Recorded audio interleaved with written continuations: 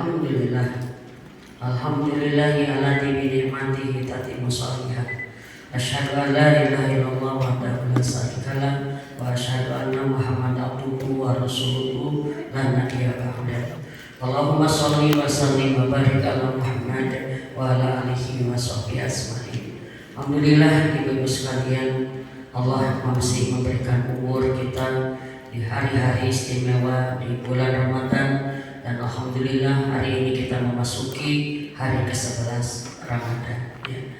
Para ulama menyebutkan hati-hati dengan Ramadan karena akan sangat cepat berlalu ya, akan sangat cepat karena memang sesuatu yang nikmat itu suka tidak terasa ya. Tapi nggak apa-apa, detik-detik Ramadannya cepat asal kita setiap detiknya ternikmati ya.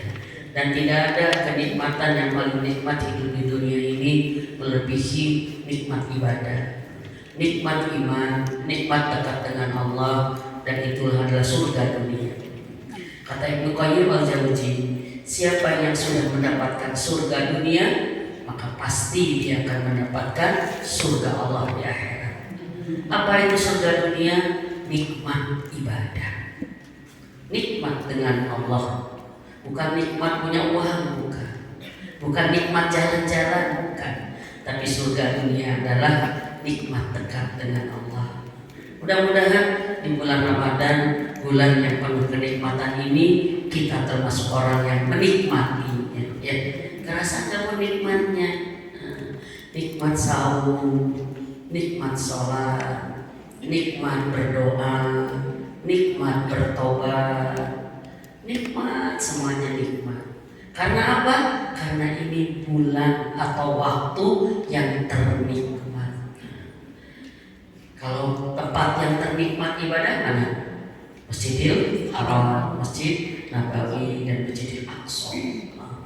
Para ulama mengatakan, kalau di tempat yang ternikmat saja kita sudah tidak nikmat ibadah, di depan Ka'bah aja udah nggak bisa nangis, di depan Ka'bah aja udah nggak khusyuk, di depan Ka'bah aja udah nggak merasa dekat sama Allah. Di mana lagi kalian akan merasakan nikmat? Di tempat yang paling nikmat sudah ada nikmat, berarti apa? Ada sesuatu. Dan kalau di bulan Ramadan saja kita nggak bisa merasakan nikmat, pada Ramadan adalah waktu ternikmat. Kalau Masjidil Haram tempat ternikmat, terbaik untuk menikmati ibadah. Bulan Ramadan adalah waktu terbaik menikmati ibadah. Kalau di bulan Ramadan saja kita tidak bisa nikmat ibadah, kapan lagi? Bisa dipahami nggak, Bu? Kapan lagi? Karena maaf, ciri nikmat ibadah, cara maaf sedikit materi. Karena ini harus menjadi bagian pijakan. Salah satu ciri amal kita diterima, apa puasa atau apapun, itu Allah berikan kenikmatan. Dan ciri nikmat dalam ibadah adalah menangis air mata. Maka Ibnu Qayyim mengatakan, siksaan yang paling berat dari Allah untuk manusia yang tidak disadari sebagai siksaan adalah keringnya air mata saat ibadah. Gak bisa nangis, itu siksaan. Maka kalau ibu ke Mekah, ke Masjidil Haram, itu bisa nangis, lihat Ka'bah gak nangis, sholat gak nangis, imam Masjidil Haram begitu enak gak nangis, bersimpuh di depan Ka'bah gak bisa nangis, ke Raudhah nggak bisa nangis. Padahal sholat di tempat terbaik, hati-hati. Bukan tidak apa-apa, tapi ada apa dengan hatimu. Termasuk ini Ramadan. Kalau di Ramadan sampai hari ke-11 kita belum bisa nangis, maka menangislah kepada Allah. Ada apa dengan hati kita? Takutnya kita sedang diberikan siksaan oleh Allah. Nauzubillahi. Maka carilah kenikmatan itu. Karena yang harus kita cari di Ramadan ini adalah Kenapa Rasulullah berbeda pola hidupnya? Berubah pola hidupnya Rasulullah. Para sahabat berubah pola hidupnya. Prioritas mereka dalam keadaan saumnya sangat memperbanyak interaksi dengan Al-Quran. Karena Ramadan bulan Quran. Maka salah satu ibadah utama bulan Ramadan setelah sholat adalah Al-Quran. Banyak tidak mengerjakan amal-amal yang biasa dikerjakan, yang bisa nanti-nanti karena Ramadan adalah bulan Al-Quran. Gitu. Dan salah satu kenikmatan dengan Al-Quran di bulan Ramadan ini adalah kita merasakan nikmat dengan Allah. Coba berjelajah ya, membaca ayat per ayat dengan terjemahannya itu kita kayak berpetualang. Oh surga tuh gini, oh neraka tuh gini. Saya sarankan termasuk ayat-ayat surat-surat yang ditadaburi di Ramadan adalah surat Ar-Rahman. Karena surat Ar-Rahman adalah surat yang paling sering dibaca sama ibu-ibu. Betul kan? Jangan sampai ayatnya sering dibaca tapi maknanya belum kita pahami sehingga saat dibaca tidak ada kontak ke sini. Di surat Ar-Rahman itu Allah menceritakan surga, ada 2 surga. Betul tidak?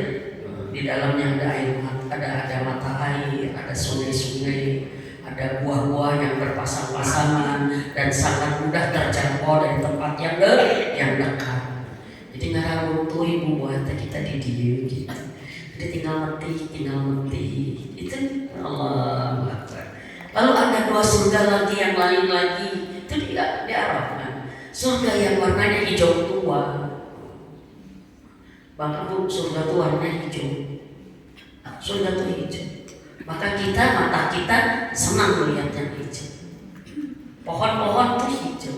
Karena memang surga hijau. Disebutkan hijau tua. Jadi disebut ada yang warna hijau, ada yang disebut hijau tua. Di sana ada sungai-sungai di dalamnya. Di surga ada sungai susu. Disebut itu di Ar-Rahman. Tuh kan masa kita membaca terus. Wah ya gitu baca. Ada sungai Khamar. Jadi kalau sekarang orang-orang suka wine gitu, wine itu berkelas, di akhirat nanti ada wine super. Ada wine tapi tidak memabukkan. Iya, ada sungai madu, cepal atau teh mimin, mau cepal. Segala sesuatu yang tidak enak tidak akan ada di surga. Cepal, gerah, bau, capek, takut, sedih, khawatir, nggak ada di surga. Surga itu hanya ada satu aja, bahagia. Karena Allah ingin membalas setiap hambanya yang mau beribadah selama di dunia. Beribadah itu mau dilarang, mau diperintah, mau nurut, mau ridho, maka Allah akan balas semua itu dengan surga. Kamu beribadah di dunia yang sebentar, aku bahagiakan kamu selama-lamanya di surga. Maka orang beriman hidupnya bukan untuk dunia, tapi dunianya untuk akhirat. Kenapa? Dunia memang ada apa-apa. Bodoh sekali orang yang memilih dunia, padahal Allah sudah menyiapkan surga. Siapa sih yang memilih dunia? Demi hidup di dunia, demi senang di dunia, menghalalkan segala cara sampai tidak ibadah, sampai maksiat. Pada kata Allah, aku siapkan surga. Selama-lamanya kamu bahagia. Di dunia mah tempatnya cemas, tempatnya sedih, gegebegan di dunia mah. Ntar di surga mabuk. Di surga mah nggak ada ketakutan, nggak ada cemburu, nggak ada. Pokoknya rasa-rasa yang hari ini dirasa nggak enak di dunia, di surga nggak ada. Cemburu enak nggak? Nggak enak. Betul tidak? Iya. Di surga itu mohon maaf tidak berkeringat, kita tidak pipis, tidak BAB, tidak kentut, nggak ada. Aduh tadi Mimin gimana? Perutnya kembung? Enggak lah, Allah yang bikin perut. Gitu. Di surga nggak capek. Mau milih surga atau mau milih dunia? Surga dengan apa surga ditempuh? Dengan iman, amal soleh, hidup dalam taat. Ya, dan kita jalan menuju surga itu harus melalui kematian. Iya. Kita harus mati, karena mati itu pindah zona dari dunia ke akhirat. Sekarang kebayang nggak Bu? Kita itu umat terakhir dari manusia, umat terakhir, maka kita berada di akhir zaman, ditandai karena nabinya pun terakhir. Kalau udah nabi terakhir berarti tidak akan ada umat lagi. Kalau terakhir berarti apa Bu?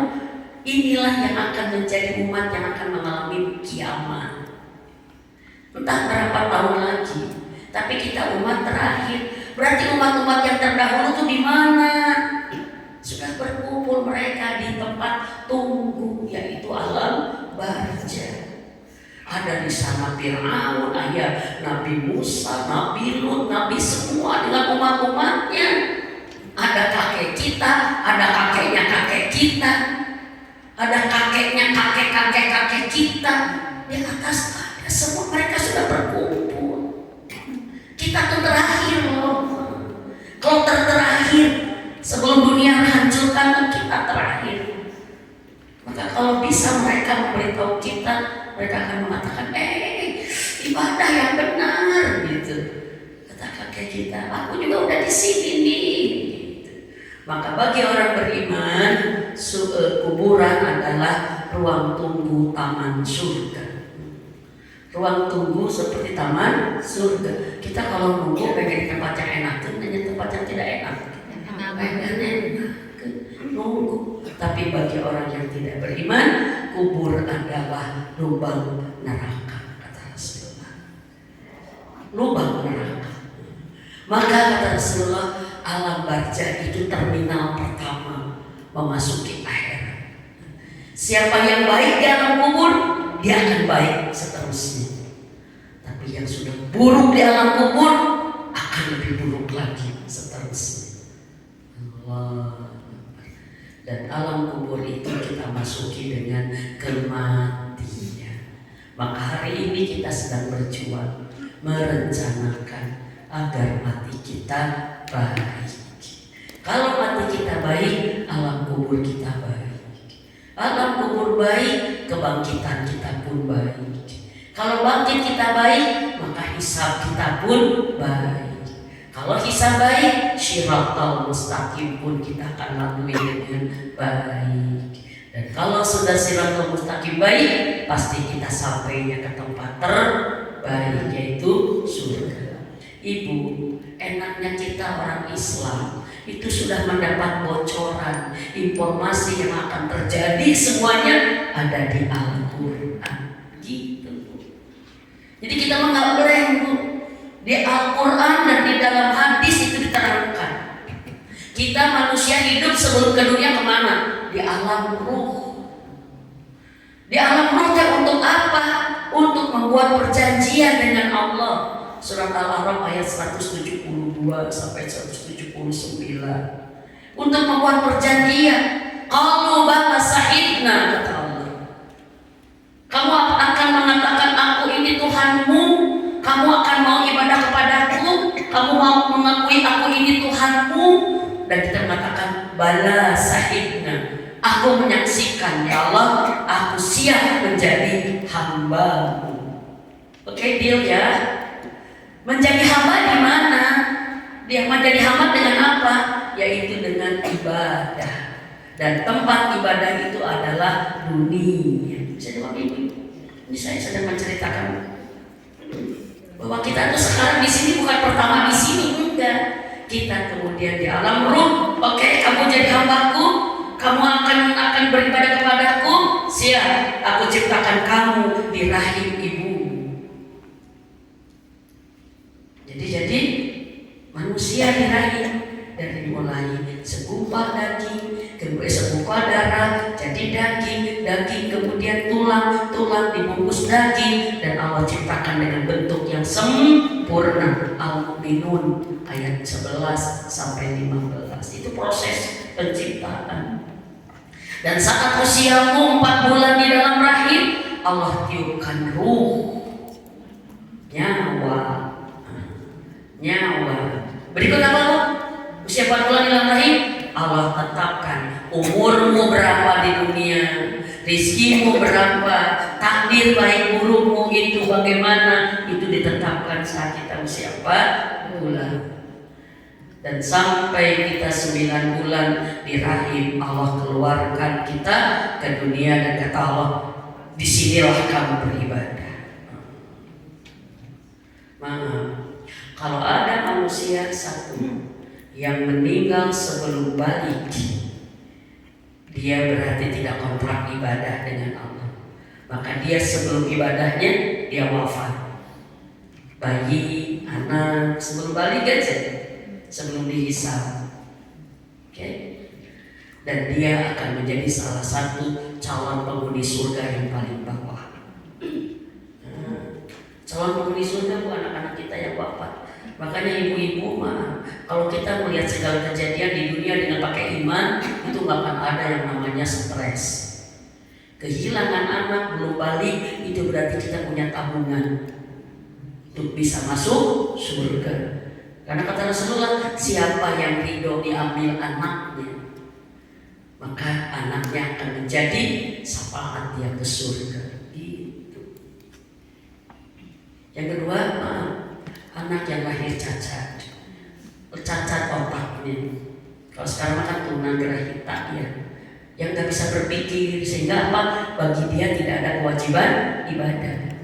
Walaupun dia hidup sampai 40 nggak dihisab, dan dia adalah calon penghuni surga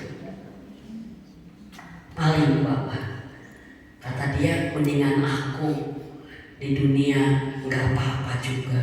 Mungkin ditertawakan, mungkin gimana, mungkin pada nggak mau punya anak kayak aku. Tapi yang penting hidupku kan bukan di dunia, hidupku kan di akhirat. Mending aku ke surga daripada kalian belum tentu. Cantik iya, normal iya, S2, S1, kemana-mana. Kalau ke neraka mah percuma, kata dia begitu. Benar nggak? Kan orang mah hidup gimana akhirnya, Bu? Dan hidup kita akhirnya di mana? Di akhirat, bukan di sini. Mereka itulah orang-orang yang diberikan bonus oleh Allah. Karena kamu tidak menikmati dunia dengan sebenarnya, aku uji kamu menjadi bagian yang tidak berfungsi otaknya dengan benar. Untuk apa? Allah ingin menguji orang tuanya. Gitu. Mereka ahli surga itu. Kita belum pasti kan. Anak kita yang hari ini gagal kaset, kalau dosa, kalau maksiat, hanya akan menjadi menyeret kita ke neraka. Bisa dipahami ini. Jadi konsepnya begini. Gitu. Makanya kita mendidik anak kita harus soleh agar tidak jadi hisab berat. Lahirlah ke dunia ada kontrak, umurnya udah ditentukan. Kamu 40 ya, kamu 25 ya, kamu 12 ya, kamu 60 ya, kamu 50 tahun ya. Kalau kita sekarang berapa umur kita? Kenapa kata Allah? Wa ma khalaqtul jinna wal insa illa liya'budun. Tidak aku ciptakan jin dan manusia di dunia ini kecuali satu, untuk beribadah, menjalankan perjanjian dia di masa ruh. Bisa dipahami Bu? Maka maaf, karena kita sudah berjanji kepada Allah untuk ibadah, maka hati kita gelisah kalau kita jadi orang gak benar, karena chipnya jalan. Bisa dipahami? Kalau orang menunaikan tugasnya ibadah di dunia, pulangnya ke surga. Orang yang berbohong katanya mau ibadah, tapi di dunia malah menentang Allah, pulangnya kemana? Ke neraka. Itu kan. Di dunia alam ruh, alam rahim. Di alam ruh kita sama lamanya. Di alam rahim kita juga sama lamanya. Cuma beda minggu mungkin ya. Benar nggak? Ada ibu yang lahir 10 bulan? Ada kan? Ada yang kebanyakan lahir 9 bulan sampai 10 bulan. Betul tidak? Kalau ada yang prematur ya beda dikit lah. Nah, kalau di dunia kita berbeda. Ada yang muda, ada yang sampai tua. Tapi satu, dunia adalah tempat menunaikan ibadah. Kata Allah selesai pulang. dan kita pulang dengan kematian. Kullu nafsin dha'iqatul maut. Kamu di dunia sampai segini ya umur kamu, nanti kamu beribadah dengan laki-laki yang akan jadi suami kamu. Kamu tunaikan jadi istri, gitu loh. Kebayang gak? Peran kamu nanti akan jadi ibu. Maka aku akan kasih kepada kamu anak-anakmu nih, ini. Tugas kamu sebagai ibu dari aku, kata Allah. Tunaikan dia tugasnya ya. Dan kamu sebagai anak akan aku lahirkan dari ibu kamu, namanya ini, bapaknya ini. Itu untuk menjalankan tugas kamu ibadah sebagai anak. Kamu akan bertetangga dengan si ini untuk menunaikan tugas ibadah sebagai tetangga, sebagai silaturahmi, hablum minallah, hablum minannas. Nanti kamu akan ketemu loh dengan orang yang nyebelin, akan ketemu dengan orang yang nyakitin. Karena itu aku memuji kamu dengan orang itu. Agar apa? Aku bisa lihat kamu gimana respon kamu terhadap orang itu. Kalau orang itu buruk, kamu kebawa buruk atau enggak? Itu ujian. Allah khalaqal mauta wal hayata liyabluwakum ayyukum ahsanu amala. Aku ciptakan, aku takdirkan semua kejadian kepadamu itu untuk menguji mana di antara kalian yang paling baik amalnya. Jam segini kamu kesini, tahun ini kamu gini, ini sudah ada di Lauhul Mahfuz. Bahkan di surat Al-Hadid ayat 22, apa yang menimpa kamu, mau musibah, mau kesenangan, sudah tercatat di Lauhul Mahfuz. Maka kalau kamu dapat kesenangan, jangan sombong, dan itu sudah direncanakan sama Allah. Bukan karena kamu bisa, karena aku yang menetapkan. Tapi kalau kamu mendapat musibah, jangan bersedih, karena bagi Allah mudah. Intinya apa? Ahsanu amalan. Kamu jadi suami, jadi istri, ahsanu amalan enggak? Beramal terbaik enggak? Jadi ibu, kebayang enggak sih pemetaannya? Nah, tahun sekian kamu akan selesai tugas sebagai anak, karena di tahun sekian ibu bapak kamu sudah enggak ada. Tahun sekian kamu akan selesai jadi istri, karena suami kamu akan diambil sama aku. Gitu loh. Dan tahun sekian kamu selesai di dunia. Beres ya aktingnya ya. Kita itu sekarang semua sedang menjalankan peran dengan skenario Allah. Bisa dipakai nggak ini? Kalau menjalankan peran, ya jalanin aja peran kita. Jangan terganggu oleh teman main kita. Bisa dipakai nggak ini? Bisa dipakai nggak? Kalau kita main ada sutradaranya, terus kita lagi jelek, kata sutradara, kenapa kamu mainnya jelek? Habis teman main aku jelek sih. Enggak begitu, lakukan aja yang terbaik. Dan teman kamu mah yang nanti diganti sama aku gitu, kata saudara. Sedih ini. Kebayang nggak kalau kita naik sinetron, kita jadi ibu tapi kita jadi jelek jadi peran ibunya. Kenapa? Karena peran anak-anaknya dikasih sebelen. Jadi aku susah konsentrasi jadi ibu. Kata saudara, jangan itu fokus, lakukan aja peran kamu sebagai ibu. Mengenai anakmu tidak benar itu urusannya aku. Bisa dipakai. Ini konsep hidup di dunia ini. Semua menjalankan peran masing-masing. Dipilihin sama Allah yang jadi suami kita itu siapa, karakternya gimana. Satu, untuk menjadi mitra ibadah dan untuk menjadi ujian ibadah. Kata siapa tadi? Surah Al-Furqan ayat 20. Aku akan kirimkan manusia dalam kehidupanmu untuk menjadi ujian. Maka sekarang ada yang diuji oleh suami? Ada? Ini wajah-wajah penuh ujian. Iya, wajah ujian. Dan maaf, ujian melalui suami itu kategori ujian yang berat. Ada yang diuji oleh ibunya? Ada. Ada yang diuji oleh anaknya? Ada.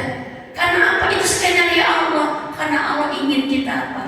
Kita iman kita sesungguh-sungguh, bukan bohongan.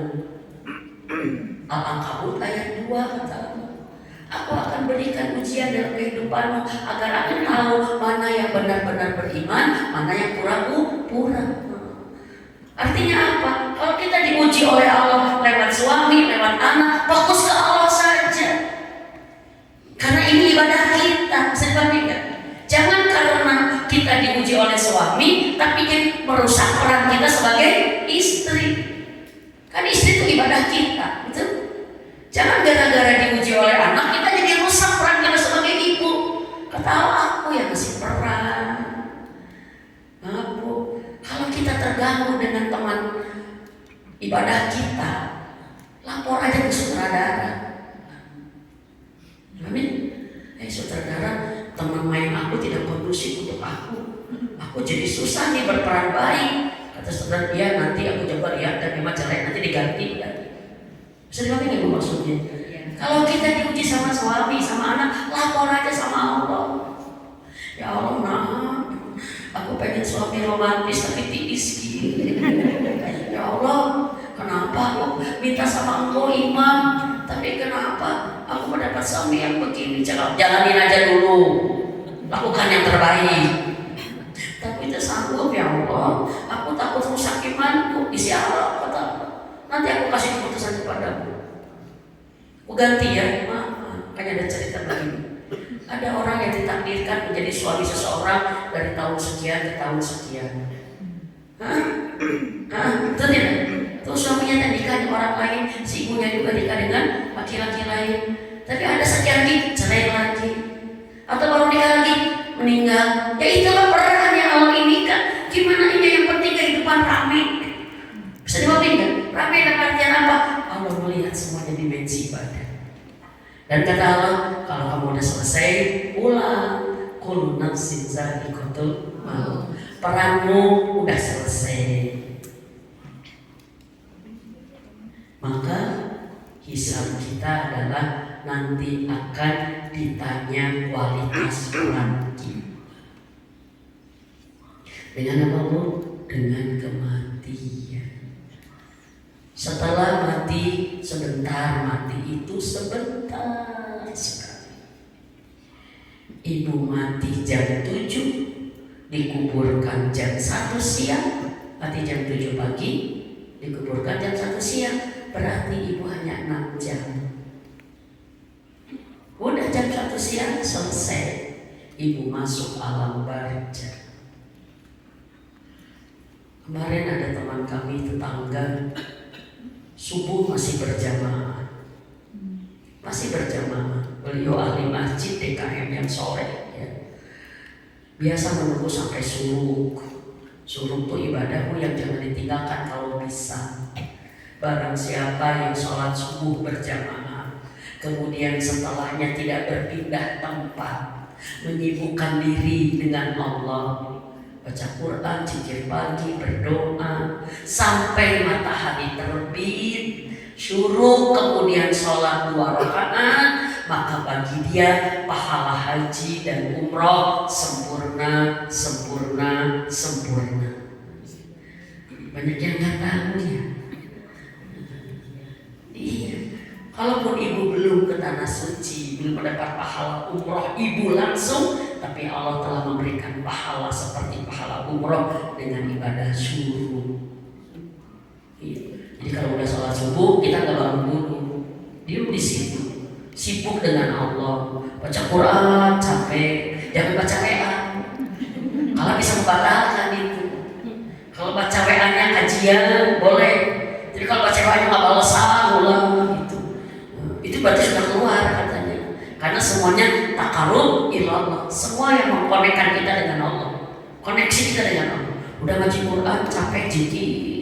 Udah zikir, itu kurang lebih lamanya 2 jam kurang 15 menit dari subuh. Kalau mandi kalau bisa nanti. Dan itu terhalang. Kalau ke kamar mandi kan ke belakang, boleh itu. Karena uzur masuknya. Bagi kan kalau sudah sahur pipis aja ya, nggak apa-apa itu. Asal terus pipis, ngajemur lah kawan, itu terus. Dikali-kali kulkas yang balanjaan, jangan. Jadi langsung tempat sajadah, langsung ke kamar mandi, udah itu wudu lagi, masuk lagi ke tempat sajadah, itu masuk. Tunggu 2 jam kurang 15 menit. Kalau sekarang jam 4.37 kan subuh itu, ya karena gampang hitungnya, jam 4.40 bedanya, karena gampang hitungnya, ya berarti ditambah apa? Jadi nanti kita jam 6.20 udah masuk itu subuh. Udah masuk subuh. Kenapa? Di rumah boleh nggak harus di masjid. Oh iya, tapi mana ya? Ini berjamaah. Tapi untuk seorang istri, apabila dia tidak berjamaah karena suaminya ke masjid, ya, dan dia tidak bisa berjamaah karena kondisi dia, maka kata para ulama, wanita itu bisa di rumah bisa. Ayo, asal temu HP lah.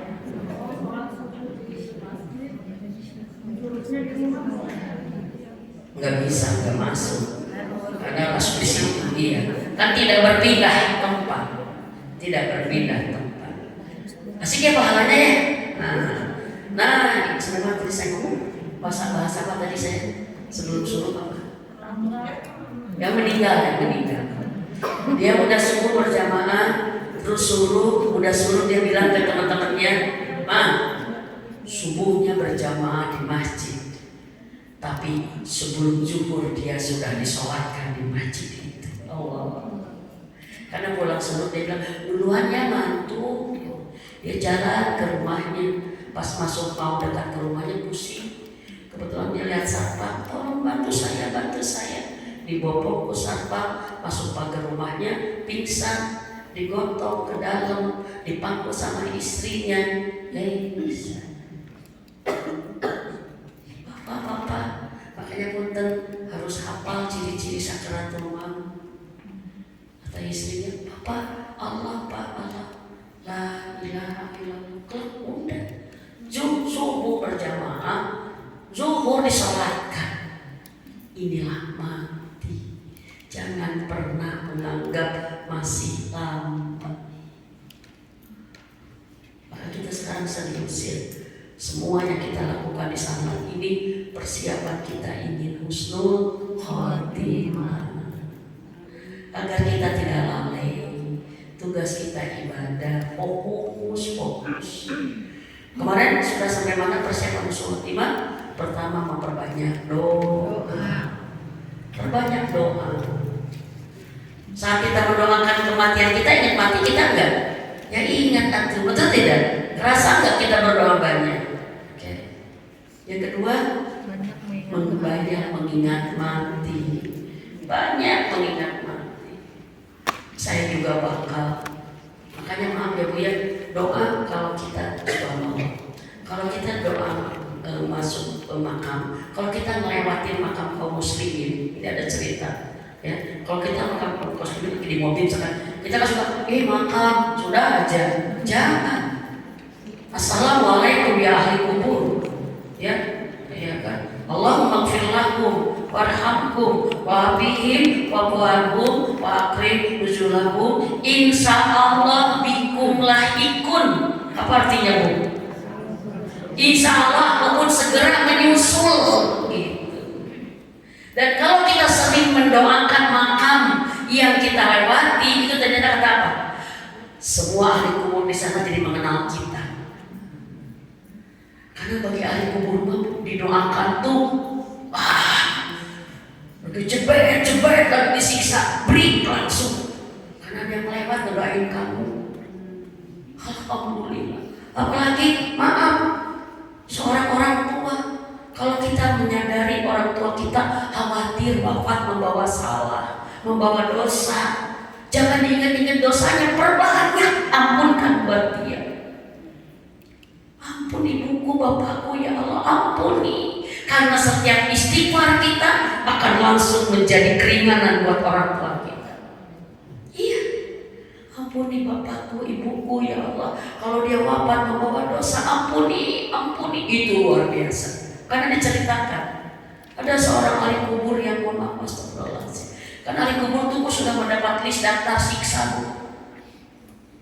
Kamu akan disiksa segini, akan segini.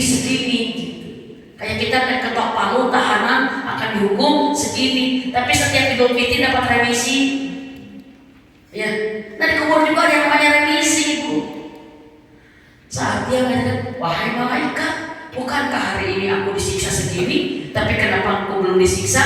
anakmu di atas tanah selalu beristighfar untukmu sehingga kamu dikurangi semuanya, maka menjadi syafaat anak soleh itu. Makanya kalau kita ingin orang tua harus sengaja Allahumma firli wali walidayya warhamhuma, itu keren banget. Warhamhuma itu anak yang berbakti kepada orang tuanya. Jangan gini, aduh ingat kasih papa, ingat kasih mama, ingat aja. Kalau Allah mengingatkan kita kepada orang yang sudah wafat, karena Allah menginginkan doakan, dia lagi butuh bantuanmu gitu. Itu banyak berdoa. Kalau kita lewat makam banyak doakan. Apalagi kita berdoa, Allahumma ghfirli lil muslimin wal muslimat, mu'minin wal mu'minat, al ahya minhum wal amwat. Yang hidup pun didoakan, yang mati apa lagi kita mendapat royalti pahala sebanyak kaum muslimin yang didoakan. Kalau ada kaum muslimin 2 miliar, kita dapat 2 miliar pahala langsung. Ini amal cerdas. Kenapa Ibu? Demi Allah, doa itu akan balik kepada kita. Karena kamu dulu suka mendoakan almarhum, nih sekarang kamu jadi almarhum, nih buat kamu gitu. Allah Akbar. Kebayang Ibu kalau kita udah jadi almarhum? Ya. Kedua, banyak mengingat mati.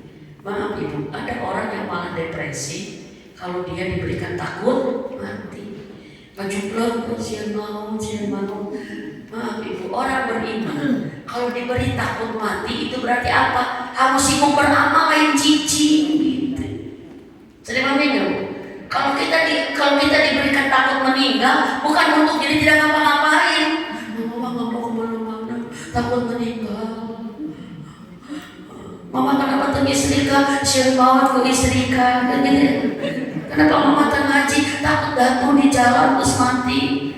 Kenapa kau mau umroh jauh, siang pesawatnya jatuh, siang mau, bukan begitu terimanya. Bahkan maaf Ibu, orang yang diberikan takut mati sebenarnya dia sedang diberi hidayah oleh Allah. Aku ingatkan ya kematian kamu agar kamu bersiap gitu, bukan jadi tamasiun malah depresi. Ada Bu, saya sering tamu konsultasi saya, walaupun 3 tahun belakangan saya tidak menerima tamu konsultasi yang kelainan ini karena saya kelas khusus pasutri gitu, masalah pasutri. Tapi dulu saya sering menerima yang depresi, yang hokcai gitu, ajubleh gitu. Kenapa Ibu? Takut mati itu setan tuh, dari setan. Suami mau pergi kantor jalan, bisa tabrak, udah nggak bisa. Kalau kita diberi takut mati, berarti Allah mengingatkan kita untuk mempersiapkan kematian kita. Bukan kita akan pasti mati sekarang gitu. Belum tentu kita mati sekarang juga. Kalau kita siap. Jadi yang kedua banyak mengingat mati. Yang ketiga, nah ini masuk materi lanjutan. Orang yang ingin husnul khatimah, dia fokus. Dia mempersiapkan bagaimana dia menjadi orang yang mempersiapkan mati dengan baik. Yang ketiga adalah dia memiliki sikap bersegera. Kalau bersegera berarti tidak ditunda, tidak dinanti. Bersegera dalam apa Teh Mimin? Kata Allah. Surat Al-Imran ayat 133. Auzubillahi minasyaitonirrajim. Wasyari'u illa maghfiratin min rabbikum wa jannatin arduhas samawati wal ard umidat lil muttaqin. Dan bersegeralah pada apa? Pada ampunan Allah. Dan bersegeralah pada ampunan Allah dan kepada amal untuk kamu, untuk surga yang seluas langit dan bumi. Berarti di ayat ini Allah menyuruh kita bersegera dua. Bersegera bertobat, bersegera minta ampun. Yang kedua bersegera beramal. Kenapa Allah menyuruh bersegera? Karena Allah merahasiakan kematian kita. Bisa dipahami Ibu? Kan kita pengen baik sampai akhir, ya. Sementara akhirnya tidak diberi tahu. Berarti apa? Kalau ada perintah segera, jangan ditunda-tunda. Bisa dipahami nggak Ibu? Bersegera dalam apa? Satu, bersegera-segera bertobat. Jangan ditunda-tunda taubat. Ada orang begini, ntar saya mah mau benar hidup kalau udah pensiun. Ntar saya mah kalau udah anak-anak udah nikah mah masa beribadah. Tidak begitu. Karena umur kita belum tentu sampai pensiun, umur kita belum tentu anak kita sampai nikah. Bisa dipahami kan? Kenapa orang punya sifat bersegera? Karena dia yakin nanti belum tentu bisa, nanti belum tentu ada. Bisa dipahami? Maksudnya apa? Semua yang Allah berikan kesempatan ibadah itu terbatas. Terbatas kapan itu? Ada waktu terbatas. Nanti belum tentu bisa, maaf, ya. Umurnya mungkin masih ada, dia masih hidup di dunia, tapi sudah tidak bisa ibadah. Ada orang yang matanya jelas, kurang membaca Quran, tiba-tiba sama Allah dipadamkan. Kan kita nggak tahu, betul tidak? Ada orang yang, masya Allah, dia pulang olahraga. Istrinya bilang, ayah kok olahraga sampai malam sih? Ya subuh tadi teman-teman ini sehat. Ya aku kan pengen sehat Bun. Ya tuh sediain biasa air panas, mandi, susu coklat panas biasa, ngopi dia. Kata si istrinya, si suamiku ini gagah, ini sehat. Kenapa? Kata istrinya, karena suami saya itu orang yang sangat menjaga kesehatan. Tidak pernah merokok, tidak pernah begadang, bahkan kopi juga. Pokoknya dia mah yang strict kesehatan. Masih muda, suaminya usia 42 tahun. Pernikahan baru usia 22 tahunan. Apa yang terjadi? Ayah, cepat tidur atuh. Aku pengen tidur bareng, kata istri. Bentar, kamu biar besok di kantor gak terlalu sibuk. Aku pengen menyelesaikan sekarang. Sok dulu aja. Sebentar kok sebentar.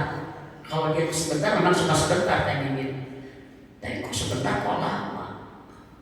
Ternyata sudah tersungkur di bawah meja dengan ngebusa. Dinyatakan pecah pembuluh darah dan masya Allah semua lumpuh, masih hidup, tapi ngomong pun gak bisa. Dalam sekejap Allah bisa mengambil semuanya. Maka jangan sombong. Semua ini hanya pinjaman. Dinyatakan setruk. Dan waktu saya nengok, saya langsung asal tertampar. Robi, kemana aja aku selama ini? Kita ngerasa bahwa mata kita akan sehat, kita akan sehat terus, kita tidak akan apa-apa. Kita akan tahu. Saat saya tertampar apa? Pada saat saya nengok, istrinya nangis lalu. Bingung. Kenapa? Karena bingung ngomongnya terus gimana intrusi. Karena dia ngomong nggak bisa.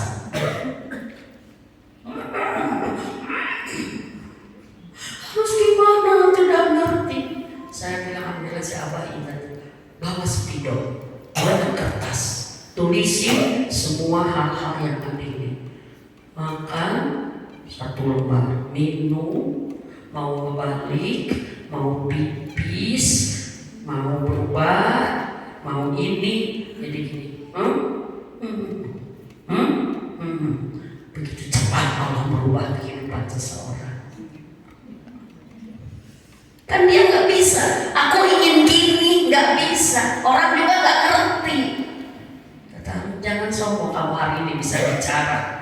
Kalau aku habiskan waktu bicaramu, kamu tidak akan bisa bicara. Semuanya lumpuh.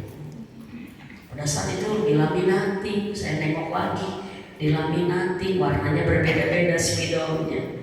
Makan merah, minum hijau, ganti posisi ini, jadi sama mata aja. Makan, ada mah 20 gue ini pengen buah, pengen bubur tuh dikit bubur berarti begitu betapa besar apa yang Allah berikan kepada kita saat ini. Kita bisa ngapain apapun bisa. Maka pantas Allah marah kalau kita diberi sehat yang sempurna tapi tidak dipakai taat. Dan sekarang sudah wafat beliau. Dari sehat sampai total bagi Allah, innallaha ala kulli syai'in qadir. Maka kamu jangan lalai. Ada seorang tamu konsultasi saya, dia dibawa sama suaminya, ya. Subhanallah, singkat cerita, Mimin istri saya itu orang cerdas, pembelajar. Dia sekarang sudah doktor, masih muda sudah doktor. Di perusahaannya dia memegang puncak, jabatan puncak. Ceritanya istri saya sehat, tidak ada keluhan apa-apa. Sampai suatu siang terjadi sesuatu. Dia biasa ke toilet, ya. Di toilet dia berkaca, di depan kaca kan di kantornya. Kalau toilet kan seperti di hotel ya hari ini lihat wajah gimana. Ini cerita katanya suaminya yang ngomong. Ini cerita temannya kejadian itu. Dan pada saat dia berkaca tiba-tiba mati lampu ya.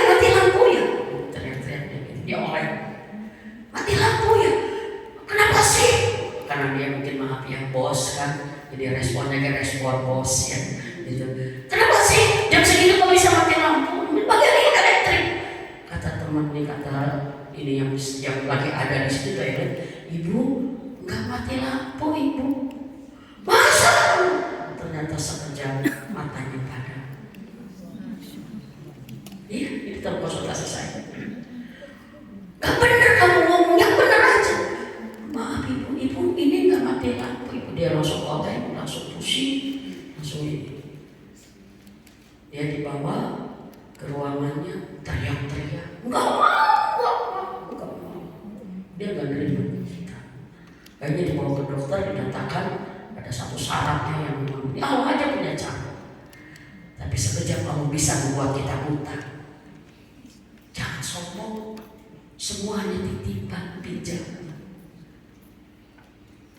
Dan dia pada saat dia ini ditenangkan, ayah gak akan ninggalin aku kan, aku jadi buta, ayah ini. Itu benar-benar stres. Dia diajarin pakai baju, diajarin ini, dituntun ini kamar, semua bayangin beda. Yang tunanetra dari di bawah dengan yang tunanetra ke dadak itu beda banget. Dan tidak mau fashion langsung habis. Langsung dia apa di sela-sela ininya, aku pengen ngaji Quran. Aku pengen ngaji Quran, aku pengen nangis. Ternyata saat saya menemui dia, cantik, lagi puncak-puncaknya, dokter. Wah, dirawat banget wajahnya. Kan beda ya wajah-wajah yang dirawat dengan yang tidak dirawat. Benar nggak? Ya, cakep banget sekali. Ideal untuk seorang perempuan, mengejar nyawa. Tapi kalau kata matamu habis umurnya ya, semua kan ada umurnya. Di sini saya cuma bisa mengeluh. Teteh bersyukur, teteh ingin ngaji Quran, insya Allah. Dan dia bilang, saya mengumpulkan semua buat anak saya, tapi sekarang saya akan habiskan semua buat mata saya. Ibu, kita hari ini sering tidak menghargai mata itu sebagai sesuatu yang mahal. Dan dia berobat sudah ke Eropa, sudah kemana. Tapi minimal saya bilang, walaupun mata teteh tidak bisa melihat lagi, minimal hati teteh bisa melihat Allah. Saya bilang gitu. Nangis saja dia, jalanin teh sebentar. Kalau saya ngomong, teteh dengan saya sama. Kalau teteh tidak bisa melihat, saya dari kecil tidak bisa berjalan. Dan ternyata hidup kita bisa dijalani baik-baik saja saat kita selalu dekat, jangan ada jarak dengan pemilik kehidupan kita. Allah akan tuntut kita teh. Bismillah. Dan saya bilang, kita tidak tahu teteh tiba-tiba dibutakan, teteh ridho, teteh sabar. Siapa tahu dengan itu teteh mengetuk pintu surga dengan paling dahsyat. Maukah kalau kita diberi sesuatu untuk ke surga kita? Oh ya udah, yuk bismillah ridho. Tapi dia terus berubah. Berarti apa yang ibu artinya? Waspada. Kita jangan. Kenapa? Nanti belum tentu bisa. Nanti belum tentu ada. Berarti sekarang kerjakan. Gitu. Sekarang kerjakan. Gak ada nanti buat orang beriman. Kenapa? Karena nanti takut gak bisa. Iya. Kita mah sering gak ngalamin gini. Kita diingetin sama Allah jam 7 belum duha. Ya nanti duha. Nanti tanggung main HP. Kan gitu ya. Tiba-tiba jam 7:30 ada tamu. Pernah kan gitu? Ya kan lama. Ya, tamu tuh lama lagi. Pulang jam 11. Udah gitu lupa kita. Akhirnya pas azan zuhur kita sadar, pagi ini aku tidak duha. Padahal tadi sama Allah diingatkan. Gitu. Beda lagi kalau itu duha. Mau duha, mau 8 rakaat sekarang nuntut Ramadan. Lagi udah mau wudhu, ada teman tamu datang, beda itu karena kita sudah niat gitu. Jangan ditunda-tunda, karena itu yang membuat kita menyesal. Dan yang utama adalah jangan ditunda bertobat, karena tobat itu Allah berikan setiap saat. Jangan ditunda, karena tobat bisa jadi hilang kesempatan. Saya bilang juga itu. Jangan. Ingat sekarang istighfar. Bahkan kalau gini, astagfirullahaladzim, saya tadi ke suami gak benar ngomongnya. Nanti aku pulang mau minta maaf. Jangan nanti. Sekarang mau modern.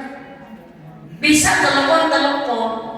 Ayah, boleh nggak aku telepon sebentar? Kenapa? Ayah lagi rapat. Berarti nggak bisa sekarang ya? Langsung aja WA. Ada apa sih mak? Mau minta maaf. Maafin aku ya. Aku tadi gitu ke ayah.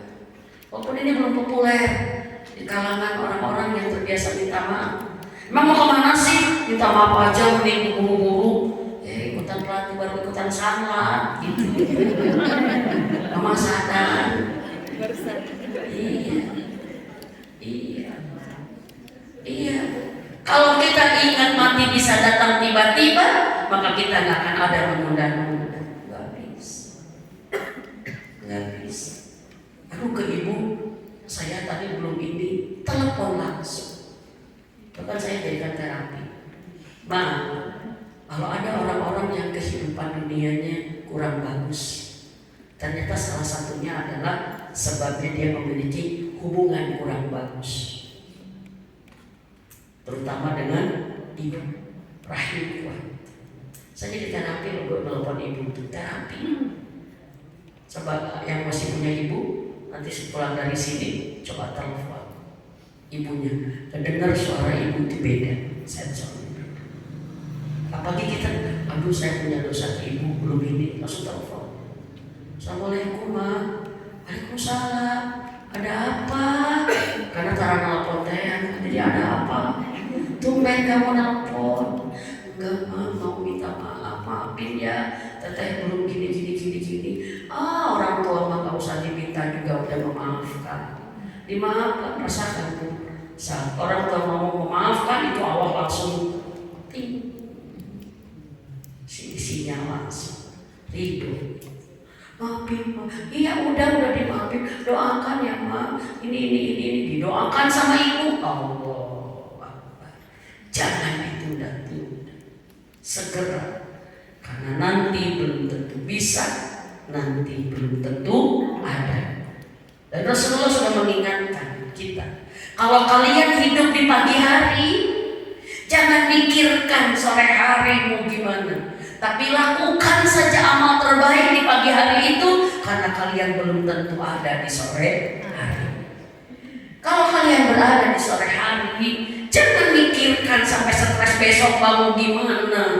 Lakukan saja yang terbaik sore itu, karena besok pagi belum tentu ada. Akhirnya artinya apa, Bu? Kita tuh tipis kita itu. Ya kan? Betul tidak? Ada orang kondangan gitu, suami istri, sekeluarga sedih gitu.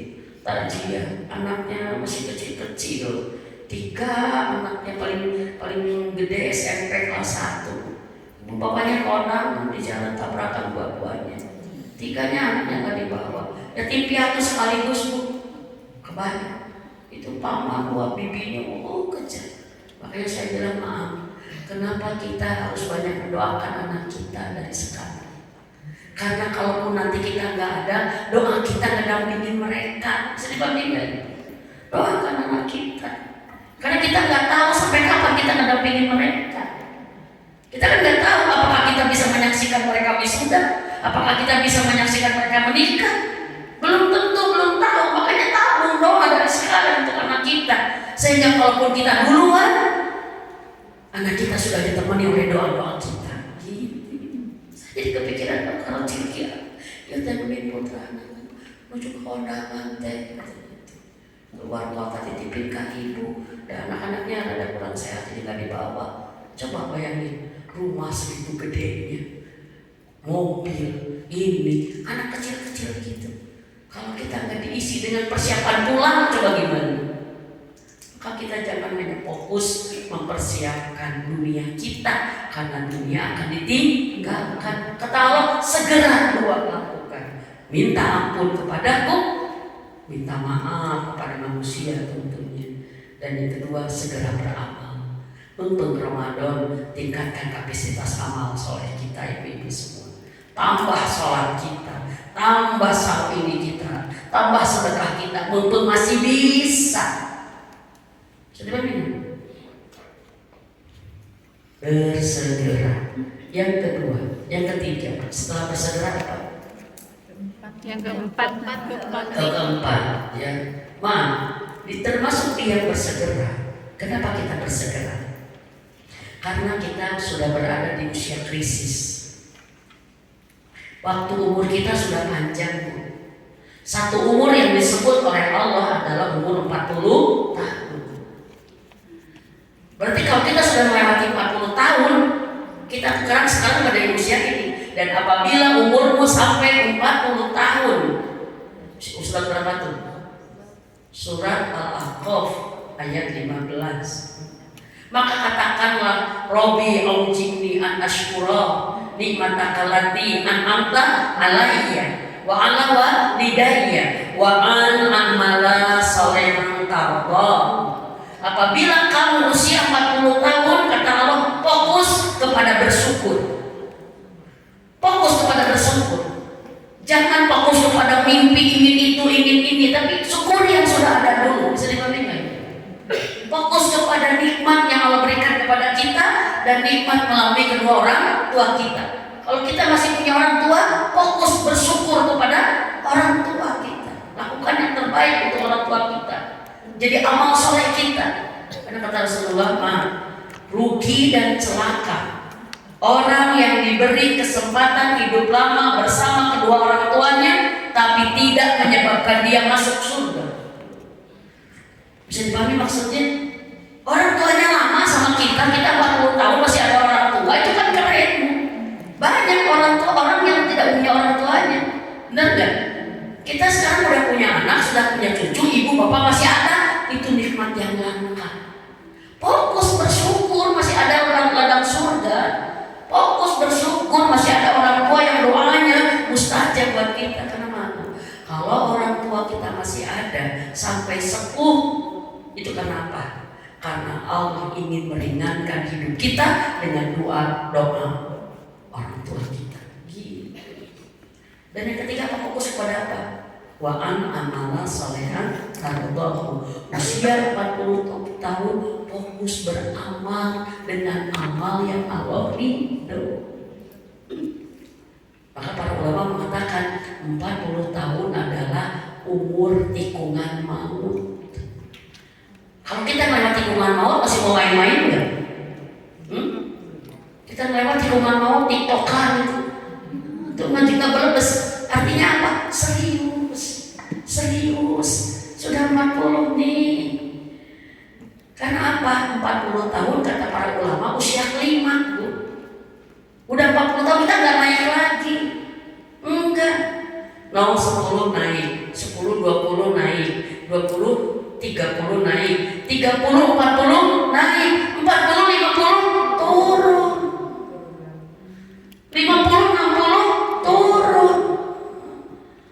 60 70 sampai titik. Kenapa? Bukan kata Teh Mimin, kata Rasulullah Muhammad SAW. Makanya asik mau belajar Islam itu. Kita banyak tahu semuanya. Kata Rasulullah apa? Umur umatku itu tidak akan jauh-jauh dariku. Tidak akan jauh-jauh dariku. Sangat sedikit yang melampauinya. Rasulullah kan umurnya 63. Kata Rasulullah tidak akan jauh-jauh dariku. 60 70 dan sedikit yang melampauinya. Sedikit yang bisa 75 80, mending 75 sehat gimana, tapi 60 sudah sakitnya 10 tahun bisa lebih ini. Berarti apa, Bu? Artinya apa? Kita umur sudah serius nih gitu. Udah 40 tahun kata Allah mungkin gini, 40 tahun udah cukup kamu berbekal. Karena kamu sudah mendekati tanah kamu. Tapi hari ini saya bingung karena kita banyak lalai. Justru usia 40 tahun hari ini luar biasa. Kan masa bermain kita udah selesai. Betul tidak, Bu? Masa cadar kita udah selesai. Kita sudah saya istirahat, saya fokus. Karena 40 tahun rata-rata anak sudah besar. Benar nggak? Sudah tidak ini. Kata Allah, kamu dulu ibadahnya ngurus anak, maka kamu gak sempat ngaji Quran banyak, gak sempat ke pengajian. Ngurus anak, sekarang anak kamu sudah dibesarkan, berarti istirahat sebagai urus anak. Sekarang apa fokus? Bekal kamu udah banyak belum nih gitu. Kalau dulu belum ngaji, sekarang ayo ngaji gitu. Yang kasihan, Bu, kita dulu sibuk ngurus anak, sekarang kita sudah tua ngurus anaknya. Jadi ibadahnya. Ada ibu-ibu yang gak bisa ke pengajian sepanjang hidupnya. Lagi anak-anaknya kecil ngurus anaknya. Aduh, udah diajarkan harus gimana tuh dah anak abdi mah gak ngaji, gak bersosialisasi, ngurus anak apa-apa itu pahala. Tapi akan selesai fasenya kan? Ya, kata Allah kalau umurmu masih ada, anakmu sudah gede, berarti umurmu untuk apa? Untuk dirimu, persiapkan bekalmu. Kalau kamu dulu gak bisa belajar ngaji karena ngurus anak, sekarang belajar ngaji. Ayo cari ilmu agama, tambah kebaikan. Maaf Ibu, saya ngerasa sama anak saya 5, Bu. Anak saya 5 ya. Yang paling gede, yang paling kecil sekarang SMA. Dulu kita hampir gak bisa sholat rawatib itu gak bisa, karena campur ompol. Benar gak, Bu? Sholat juga khusyuk. Kadang-kadang dapat wajibnya saja dia udah sangat terbatas ibadah kita. Benar nggak? Sholatnya jam 2, karena anak nggak bisa tidur. Ini itu waktu kita terbatas ibadah itu. Nah sekarang anak-anak udah gede, sok puas-puasin kata Allah.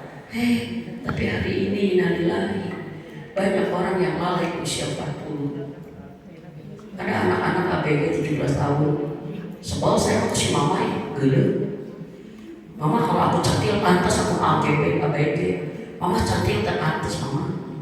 Jadi ibunya tuh lebih cantik daripada anaknya gitu. Ya Allah.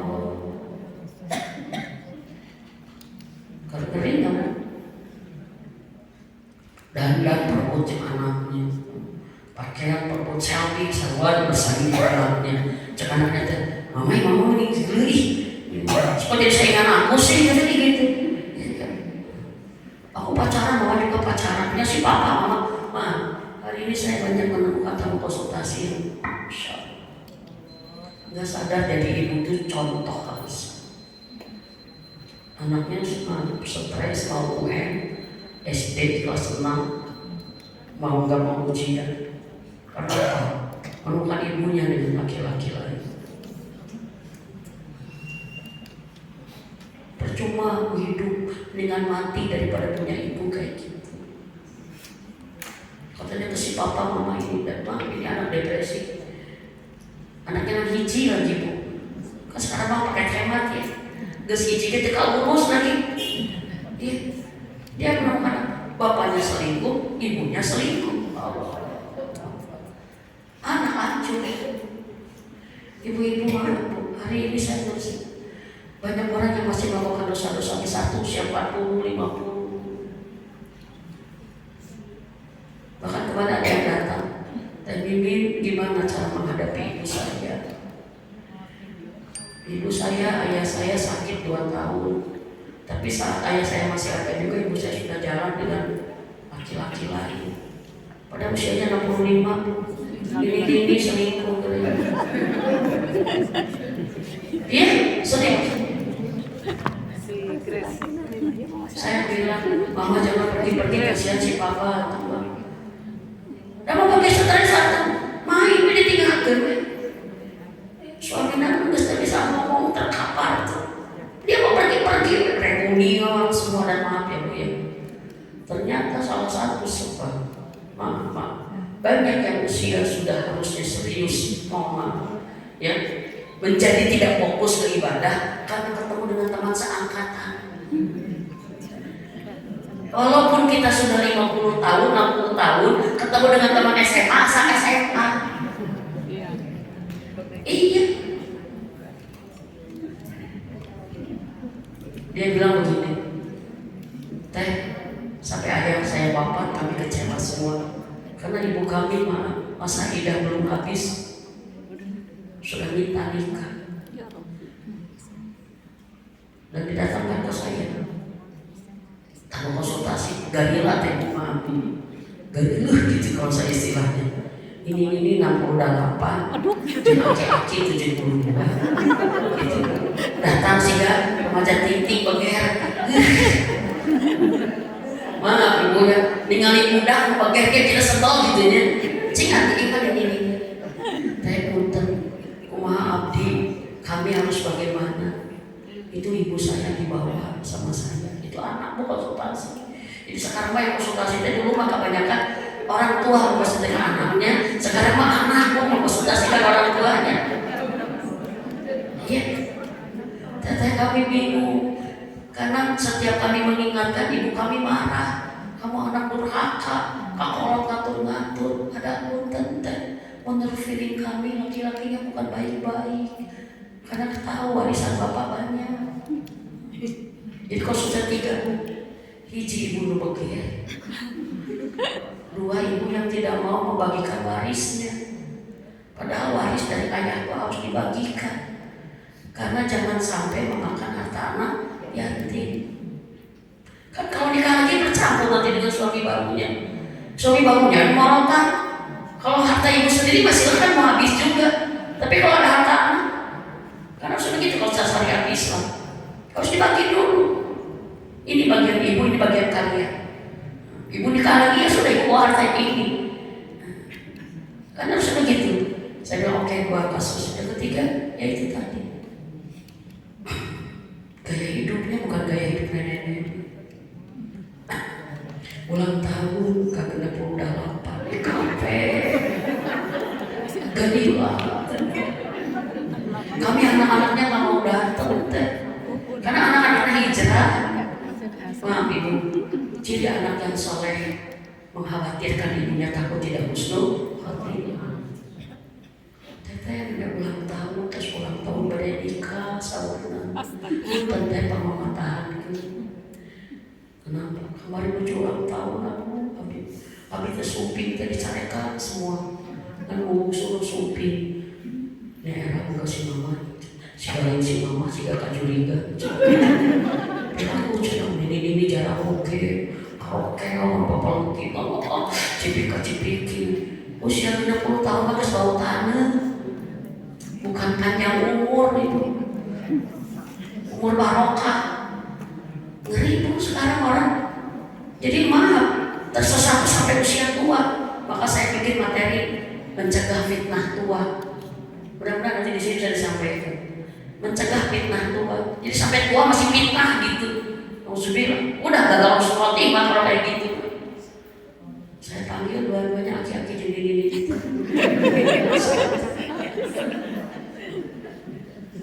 Mami, oh tadi ini pakai cantik ibu ya Allah. Kalau jadi calon eta. Mohon tadi ini nanti teh pun anak pada itu serius ya. Kata bibinya, aku maaf udah mami teh sama stos aku gak Saya bilang astagfirullahaladzim.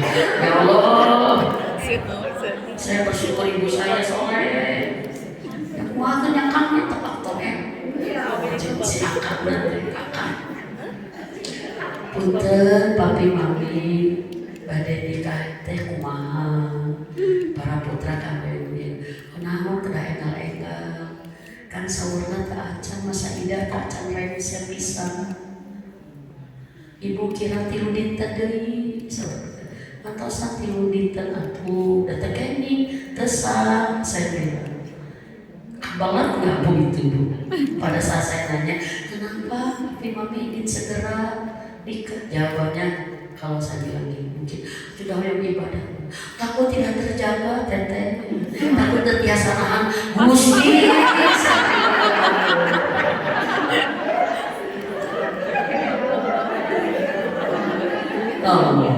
Maaf Bu, begernya ini aki-aki itu lebih dahsyat dari begernya HBP.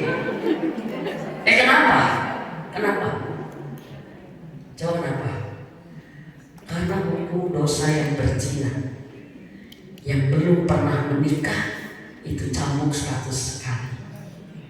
Tapi zina yang sudah pernah menikah atau sedang menikah itu hukumannya rajam sampai mati. Itu ngerinya karena ketagihan ada ini, makanya bersegera. Jangan sampai kita sudah tua lalai, harusnya siapin ibadah, ya malah kemana-mana. Dan saya satu saja, maaf sebelum saya lupa. Kalau satu ikhtiar kita husnul khotimah, pastikan kita tidak salah gaul, tidak salah berteman. Karena kata Rasulullah, temanmu bisa menentukan agamamu.